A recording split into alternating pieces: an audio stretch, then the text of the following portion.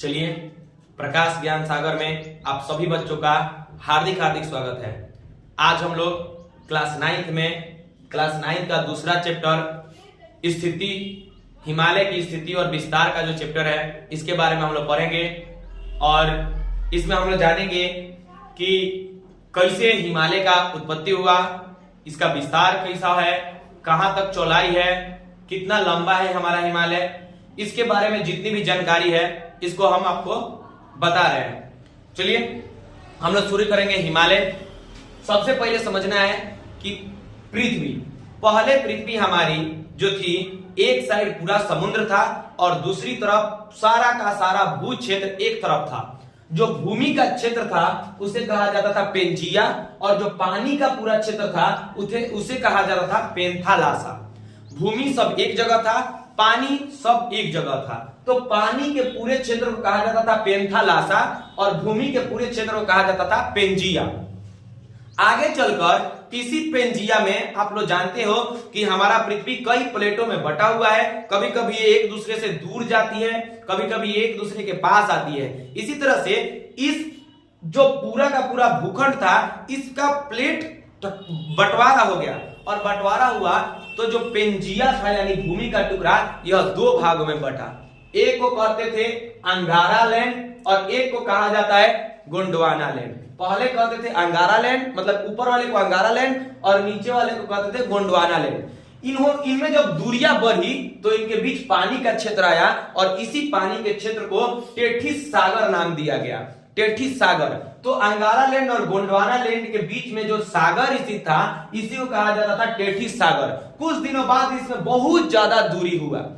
ज्यादा दूरी होने के बाद फिर से गोंडवाना लैंड से एक जो प्लेट थी यह निकल करके ऊपर की ओर अर्थात उत्तर की ओर सरकने लगी, जो प्लेट का नाम था भारतीय प्लेट। यह प्लेट कौन सी थी? भारतीय प्लेट। और ये प्लेट गोंडवाना लैंड से निकल करके धीरे धीरे अंगारा लैंड की तरफ बढ़ने लगी। बाद में यही अंगारा लैंड यूरेशियन प्लेट, मतलब इनमें बहुत सारा बिखराव हुआ इन सब प्लेटों में भी, और उसी में से एक प्लेट जो एशिया और यूरोप जो हमारा फैला हुआ है उसको सामूहिक रूप से हम यूरेशिया कहते हैं, यूरेशियन प्लेटें। इसी प्लेटों में दक्षिण की तरफ जाकर के भारतीय प्लेटें क्या हुई? टकरा गई। जब हम किसी दो वस्तु को टकराते हैं और नीचे जाने के लिए जगह न हो तो हमेशा वस्तुएं ऊपर उठेगी। जैसे कि ये पहले से थी यूरेशियन प्लेटें और ये भारतीय प्लेटें। भारतीय और यूरेशियन प्लेटें जब टकराई तो ये धीरे धीरे कहां उठने लगी? ऊपर की ओर उठने लगी। इसी से हिमालय पर्वत हमारा बना। जब भारतीय प्लेट यूरेशियन प्लेट से जाकर टकराई तो यहाँ का भूमि क्षेत्र धीरे धीरे ऊपर की तरफ उठने लगा, दबाव बढ़ता गया और इसी के कारण जिस पर्वत का निर्माण हुआ उस पर्वत का नाम है हिमालय पर्वत। आगे हिमालय की उत्पत्ति मैंने आपको यहाँ पे बताया, यह एक प्रकार का गलित पर्वत है, मुर्दार पर्वत है। कहने का मतलब है कि जो टेथिस सागर था ना, टेथिस सागर का जो कचरा था, जो वहां का मिट्टी था, वो सब मलबे के रूप में ऊपर की तरफ उठ गया और जिससे एक मुर्दार चट्टान की पर्वत बना। इसी को हम हिमालय पर्वत कहते हैं। यानी हमारा हिमालय जो पर्वत है वह कैसा है? मुर्दार है और बलित है।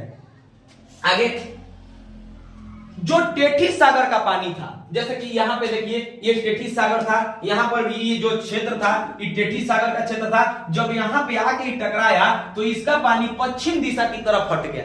इसका पानी किधर हट गया? पश्चिम दिशा की ओर हट गया। और यही टेथिस सागर आगे चल करके जब इसका पानी पश्चिम की ओर हटा, यह अरब सागर के नाम से विख्यात हुआ।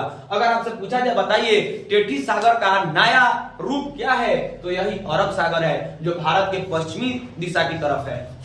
आगे चलते हैं हिमालय की उत्पत्ति। हिमालय तो बन गया, हिमालय का विस्तार कितना हुआ?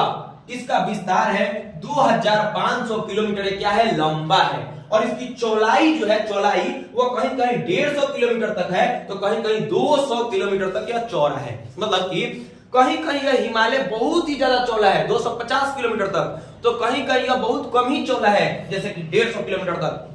इसके जो सर्वोच्च चोटियां हैं, इन सभी चोटियों को जोड़ करके और इनकी ऊंचाइयों को जोड़ करके जब संख्या से भागी दी जाती है तो जो औसत निकल के आता है चोटियों का वह 6000 मीटर है। यानी हम कह सकते हैं कि हिमालय में इस सभी चोटियों का औसत जो ऊंचाई है वो कितना है 6000 मीटर है। हिमालय इधर से इधर फैला है 2500 किलोमीटर और इसकी चौड़ाई है 250 किलोमीटर। आगे हिमालय में जो सबसे ऊंची चोटी है उसका नाम है माउंट एवरेस्ट। ऊंचाई इसकी कितनी है? तो इसकी ऊंचाई है 8848 8848 या 8850, कहीं कहीं 50 भी देता है और 48 भी देता है, यह किक देता है। तो हिमालय आज भी धीरे धीरे ऊपर की तरफ बढ़ रहा है। कई भूगोलवेता मानते हैं कि हिमालय का जो यूरेशियन प्लेट है और भारतीय प्लेट है, तो भारतीय प्लेट अब भी यूरेशियन प्लेटों को धक्का दे रही है, जिसके कारण धीरे धीरे अभी भी उठ रहा है। तो कुछ लोगों का मानना है कि यह 2 मीटर तक उठ चुकी है और कुछ लोग कहते हैं नहीं, यह पुराने ही स्थिति में है। तो इसलिए इसका आंसर 2 हो जाता है, 248 और 200 भले 8848 और 8850। आगे नेपाल में इसी माउंट एवरेस्ट को सागर माथा के नाम से जाना जाता है, जिसकी स्थिति अगर पूछा जाए बताइए माउंट एवरेस्ट किन देशों के बीच है, तो माउंट एवरेस्ट चीन और नेपाल के सीमा के बीच स्थित है। चीन और नेपाल का जो सीमा है, ऊपर में चीन और नीचे में नेपाल, इसका जो सीमा है इसी सीमा के बीचों बीच इसका फैलाव है। यह 8848 मीटर सबसे विश्व की सबसे ऊंची चोटी है। आगे चलते हैं। अन्य नाम, हिमालय के अन्य नाम, हिमालय के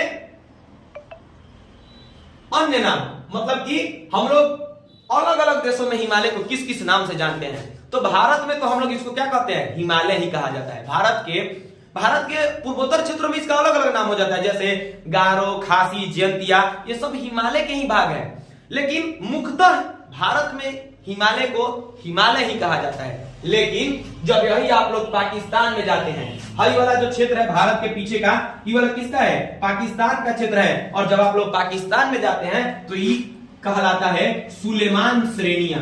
यहाँ पर बहुत ऊंचे ऊंचे पर्वत नहीं मिलते हैं, श्रेणी छोटी छोटी पहाड़ियां मिलती है, जिसको श्रेणी कहा जाता है। तो पाकिस्तान में ही इसका नाम पड़ जाता है सुलेमान श्रेणी।